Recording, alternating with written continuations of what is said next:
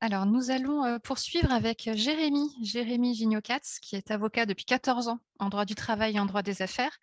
Et Jérémy a pris le virage des nouvelles technologies en 2016 et a cofondé un cabinet en 2018 qui est vraiment centré sur l'innovation et la disruption du droit, des modèles économiques et des idées préconçues. Il exerce aujourd'hui à titre individuel en poursuivant ses travaux avec le think tank #le plus important, débuté en 2018 sur la problématique des travailleurs de plateforme. Et depuis cette année, précisément, il est directeur du pôle management algorithmique pour ce think tank et contribue à l'élaboration de recommandations concrètes à destination des décideurs publics nationaux et européens, dont il va peut-être nous faire part maintenant.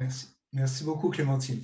Merci beaucoup. Je suis impressionné par la qualité du panel de ce soir et de recommandations déjà très concrètes qui sont intervenues. Il y a surtout une phrase emblématique que je retiens en premier, c'est celle de Eckhart qui nous dit l'objectif de transparence va échouer dès le départ. Je n'ai pas de boule de cristal, malheureusement, c'est une possibilité, mais je ferai un commentaire à Albert Camus, raison de plus pour s'en soucier, raison de plus justement pour mettre l'accent le maximum là-dessus. Après, pour rebondir sur les propos plus récents de Guillaume Tour, naturellement, l'algorithme, ce n'est pas l'ennemi à abattre, ce n'est pas quelque chose qu'il faut diaboliser, c'est un outil qui, effectivement, dans une certaine mesure, est d'abord et avant tout ce que l'on en fait, puisque derrière un algorithme, il y a des codeurs, il y a des data engineers, data scientists, avec des objectifs, et il y a des donneurs d'ordre. Mais la question est un peu plus complexe néanmoins. L'intelligibilité de l'algorithme, c'est un enjeu immense, à la fois sur le plan technique, mais aussi sur le plan légal et sur le plan, même plus spécifiquement, contractuel. Technique, pour donner un exemple très concret, les algorithmes d'aide au pilotage des Boeing 737 MAX, ils avaient été validés, le logiciel MCS avait été validé par le régulateur, qui n'avait en fait pas la compétence en interne pour apprécier la technicité de cet algorithme. Et résultat, on le sait tous, il y a eu plusieurs accidents et une flotte entière d'avions cloués au sol. Naturellement, dans la relation de travail, les exemples sont moins dramatiques. Mais la mise en œuvre de l'algorithme impose quand même des garanties, pas seulement à l'endroit des salariés, mais également à l'endroit des employeurs. Et toujours autour de cette problématique d'intelligibilité qui est centrale. L'algorithme, d'abord et avant tout, il va se greffer sur l'exécution d'un contrat. Ça, ce point, pour moi, il est véritablement très important. Or, il est légitime pour tout contractant de savoir à quoi il s'engage, si possible, avant de signer. De la même manière, l'algorithme, pour le même motif, il va influer sur la carrière, sur le devenir, sur la rémunération d'un salarié. Or, on l'a dit et on le sait tous, il peut être biaisé ou il peut être discriminant. Donc là encore, l'objectif d'intelligibilité de l'algorithme doit tendre vers l'identification et la solution de ces problèmes spécifiques. Ensuite, on le sait également, l'algorithme, il n'est pas conçu par l'employeur. 9 fois sur 10, les exceptions sont rares, Salesforce fait partie des exceptions, j'en suis convaincu, mais 9 fois sur 10, l'employeur qui met en œuvre un algorithme ne le comprend pas lui-même. Il n'a pas l'expertise technique lui-même, c'est quelque chose qu'il a acquis, qu'il a demandé auprès d'un prestataire externe qui lui seul a l'expertise. Donc, cela floute l'identité du donneur d'ordre dans la relation bipartite entre l'employeur et le salarié ou entre le prestataire et le donneur d'ordre, la relation sur laquelle va s'appliquer finalement cette surcouche algorithmique dans la relation de travail.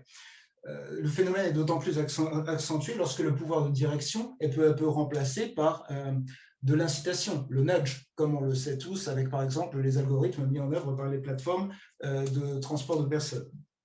Donc, ça pose également, derrière cette question de l'intelligibilité de l'algorithme, se pose en filigrane la question de la responsabilité de l'employeur. Il est toujours responsable juridiquement, il n'y a pas de suspense là-dessus, mais techniquement, dans la mesure où il met en œuvre quelque chose qu'il ne comprend pas lui-même, est-ce qu'il est encore responsable ? Cette intelligibilité, l'Europe s'en est déjà emparée, bien sûr, il y a le règlement Platform to Business qui l'envisage très sérieusement, mais surtout dans les effets de l'algorithme. Or, cette intelligibilité de l'algorithme, elle devrait présider à sa création même. L'algorithme devrait être ethical by design. Et cette notion de ethical by design, on pourrait l'appliquer plus largement à la fois à l'algorithme, mais aussi au modèle. Le modèle étant algorithme plus données d'entrée, set d'apprentissage, conditions d'entrée, conditions de sortie. Ce phénomène dont on a déjà parlé de la black box, il ne se situe pas tant au niveau de l'algorithme, puisque les algorithmes, les grandes familles d'algorithmes sont connues des techniciens, mais tout va changer à partir du moment où on va alimenter l'algorithme avec des données d'entrée et un set d'apprentissage dont la qualité de la sélection va ensuite déterminer le degré éventuel de biais et de façon ultime le résultat que l'on souhaitait obtenir ou non. Il y a un raisonnement par analogie avec le droit français maintenant qui est assez intéressant. On le sait tous, nul n'est censé ignorer la loi. On le sait tous également, pour avoir ouvert un jour un code général des impôts, c'est plus compliqué qu'il n'y paraît. Donc concrètement, face à cette inflation législative, cette technicité croissante qui peut perdre même des professionnels du droit, le Conseil constitutionnel a érigé en objectif à valeur constitutionnelle l'intelligibilité de la loi. Or, si l'on part de l'adage que l'on connaît tous, code is law, il serait loisible d'envisager de la même manière un objectif d'intelligibilité de l'algorithme. Reste à déterminer avec les techniciens si cet objectif d'intelligibilité doit intervenir au niveau de l'algorithme et ou au niveau du modèle, en englobant éventuellement le set d'apprentissage. Néanmoins, je suis convaincu qu'il est possible de trouver un chemin pour cet objectif, encore une fois, pas de vœu pieux, mais pas non plus norme obligatoire, objectif quelque part entre les deux, donc, mais je reste convaincu que cet objectif peut trouver son chemin dans le droit européen et le droit national sans pour autant freiner l'innovation, sans mettre en péril non plus les droits de propriété intellectuelle qui, comme le disait Angèle, sont effectivement défendus bec et ongle très proactivement par ces acteurs.